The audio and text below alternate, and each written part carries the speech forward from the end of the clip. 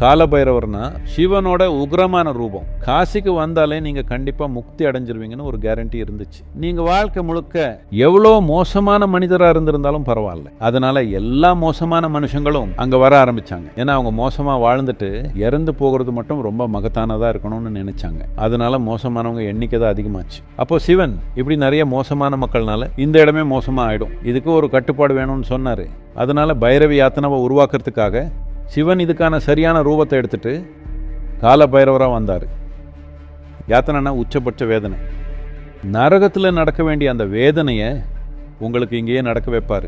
இது மரணத்தோட அந்த க்ஷணத்தில் நடக்கும். நீங்கள் நினச்சி பார்க்கவே முடியாத அளவுக்கு ஒரு கொடுமையான வேதனையை உருவாக்குவார். ஆனால் ஒரு க்ஷணத்துக்கு மட்டும்தான். அதுக்கப்புறம் உங்கள் கடந்த காலத்தில் இருந்த எந்த விஷயமும் உங்களுக்குள்ள மிச்சம் இருக்காது. அதனால் காசி வெறும் சந்தோஷமும் அழகும் இருக்கிற இடம் இல்லை, அது மக்கள் ரொம்ப தீவிரமான வேதனைக்குள்ளே போகிற இடம். ஏன்னா அவர் வாழ்க்கையை ஃபாஸ்ட் ஃபார்வர்டில் கொண்டு போகிறாரு. ஒரு செகண்டில் இல்லை ஒரு க்ஷணத்தில் பல பிறவிகளோட விஷயங்கள் எல்லாமே எரிஞ்சு போயிடும்.